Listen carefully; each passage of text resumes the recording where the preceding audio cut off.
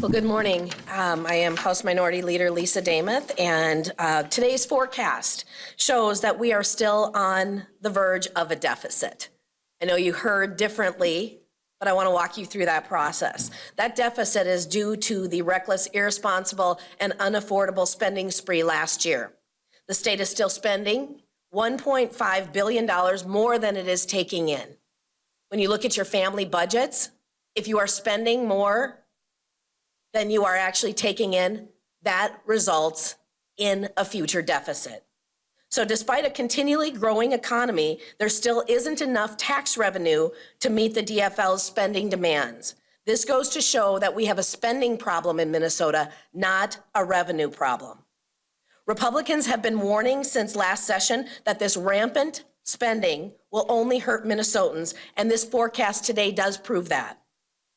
Minnesotans, especially small businesses, remained overtaxed and overburdened by the state. Last session, Democrats spent the entire $17.5 billion surplus and raised another $10 billion in taxes and fees on Minnesotans to fuel a massive 40% growth in government. It's time to cut spending and budget responsibly instead of trying to maintain the reckless spending from last session. Just in the last year, Democrats have sent $1.1 billion to unaccountable nonprofits and increased commissioner pay by massive amounts. Democrats are spending and are sending taxpayer dollars to their friends and political allies instead of keeping their promises to Minnesotans. As we cut wasteful spending, Democrats also need to keep their promises, including a full repeal of the tax on Social Security and sending the surplus back to Minnesotans. Family budgets and small businesses need meaningful tax relief now, and that's what Republicans are asking for.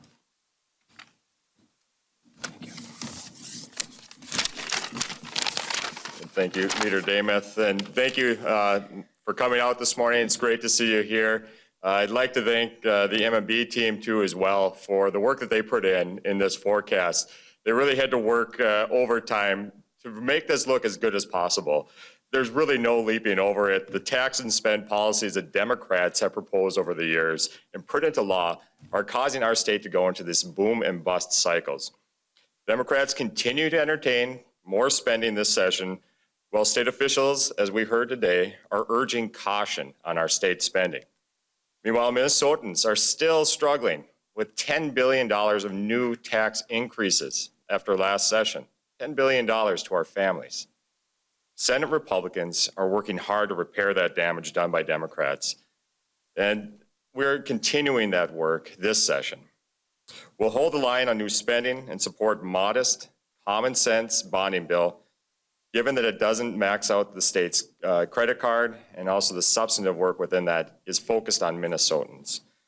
We saw the governor get a little defensive today, and we saw some legislative leaders get defensive and throw out a lot of red herrings and double speak on what actually our priorities are. But the reality is this is the forecast, looking forward, what we need to do in policy today to ensure that Minnesotans are taken care of in the future. And that's what we are committed to and working hard on every single day. With that, we're open to questions. $830 million bonding bill, something you guys can get behind? It's something that we will be taking a look at, given the other constraints that we have, the caution that MMB has thrown out as well. I mean, this is a forecast. There's no certainties within it. As we see, it continually changes. So we have to monitor that, but we want to make sure that we're doing the right things for Minnesota. Roads, bridges, water, infrastructure, those types of things. So we'll be taking a look at that. I'm sorry, what about the increased capacity that went up from 830 to 980? Are you willing to go up to that 980 now, coming at nearly $1 billion again? You know, we are, a historic bonding bill was passed last year. We know that. What we want to be a part of is the conversations in building that bill. House Republicans, as you know, bonding is going to start in the House. We are doing that work. The capital investment committees for both House and Senate have been across the state looking at important projects. What I can tell you is even though we are not guaranteeing that there will be a bonding bill, we want to be part of crafting that language in the bill. No wasteful spending in there, staying within our means, roads, bridges, wastewater, those important infrastructure items with a statewide impact rather than just locally focused. One of the things, though, is with the potential increase, we need to be wise with that. We are not going to commit at this point whether we're going to go up. We are not going to commit that we'll even give votes for that, but we are looking forward to being part of the conversation and crafting that bill. Where do you want to cut? You know, I think very easily with the $1.1 billion to unaccountable nonprofits, that would be a great idea of looking at cutting and making those nonprofits accountable to the taxpayers that they've taken dollars from. They do great work, but there has to be a point of accountability. That's just a starting point of cutting. And I'd like to add too as well, when we're talking about fiscal responsibility, ensuring that our budget is safe, Democrats are throwing out bills like sanctuary state, which is going to put more pressure on our state budgets, whether it's schools, counties, state budgets. It's those types of ideas that the Democrats are running with that we're going to hold the line on. That bill doesn't seem to have a whole lot of support across the DFL caucus. I mean, are there other pieces of legislation you guys could potentially point to that might warrant a cut somewhere? You know, when you look to the north of the state office building, we have a $730 million new expansion of that building. We have asked repeatedly for those bonds originally not to be let. That was not through the normal process. That is wasteful spending right there. If there is anything that we can still do with our Democrat colleagues to scale that back, we would love to do that. There was yesterday in the bill introductions, a bonding bill request to put more money into the tunnel to make it ADA compliant. I am all for making things safe. That should have been a part of the normal process of what they were currently doing. Right now, we have no tunnel. There is no ADA compliance right now to move from building to building. That is one area of absolute wasteful spending that needs to stop, scale back, and be smarter with it. Senator and Representative, it sounds like they listened to you. I heard the MMB say spending caution. I heard the governor say we shouldn't spend any more money. Sounds like you convinced them. I don't hear them calling, the leaders calling for more spending. They listen to you, I guess. If you remember last year as well, too, in the session priorities dinner that the chamber put on, you heard the governor say that he's a fiscal conservative and they're going to be restrained in their spending last year. What happened? They spent $17.5 billion of our surplus. They raised taxes by $10 billion. So the rhetoric does not always match the actions. And so we've got to be holding them accountable, and that's our job, and we're going to be working on that as Republicans. Senator, you talked about a few weeks ago about eliminating the tax on Social Security, and you didn't commit to that. I heard that is a priority now. Did you change your stance on that?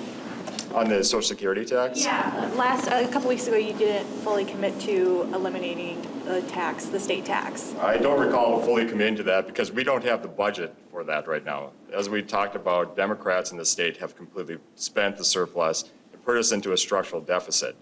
Last year was a year to fix that. We had the money to do it. Seniors and those that use that could have actually benefited from it last year. Now they've taken that option off the table from us because we no longer have the cash to do it. And that's another point of broken promises by Democrats. That was something that was campaigned on. That was something that was talked about. $2,000 back to families with the surplus, ending the tax fully on Social Security. Those are proof of broken promises that were made by our Democrat colleagues. Is that something you'll advocate for? There is not the money. We are looking at a deficit, as Leader Johnson said. It should have been done last year. It's something we will still talk about, but again, broken promises made by the Democrat majority. Let me just follow up on that, if I may, Madam Leader and Mr. Leader. You could get money for tax cuts by spending cuts. I mean, right? I mean, that's possible to do that. So why not pursue tax cuts rather than spending cuts, or a combination thereof? I would say if it is a priority by the majority, with a full Democrat majority, House, Senate, Governor, if it is a priority, they will bring it forward. We need to reduce spending. We need to provide tax cuts, potentially, to make our state more affordable for all Minnesota families. Any other questions? Sounds like you guys have backed off of using word deficit to describe the budget currently. Structural deficit, I think, is all I've heard from you. Is that accurate, or are you still calling this a deficit? It is absolutely a structural deficit looking forward a few years. You hear structural imbalance, but it is definitely going to be a structural deficit as we move forward with continued spending.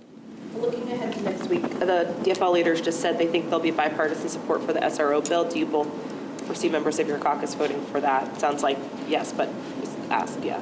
Yeah. So we want to make sure that the stakeholders are supporting that bill. I know some of the law enforcement community is supporting part of it. There's still questions about other parts of it. So we'll wait until we get a consensus from the law enforcement community and the education community and from our members before we start looking into that as far as a bipartisan bill. But right now, we've got people working on it, and hopefully that's the way it ends up. This should be a bipartisan bill. And in the House, Representative Jeff Whitty has been an incredible leader on this issue as a former SRO himself, a 27-year veteran of the Burnsville Police Department. He has been an incredible leader working with law enforcement. Speaker Hortman did reference a letter that came out just 2 days ago from law enforcement expressing their approval and their acceptance of where we're at on the bill. We're going to be calendaring that in rules in just a couple of minutes, and then it'll be on the floor on Monday. I do fully expect that there would be bipartisan support for this bill in the House. Thank you.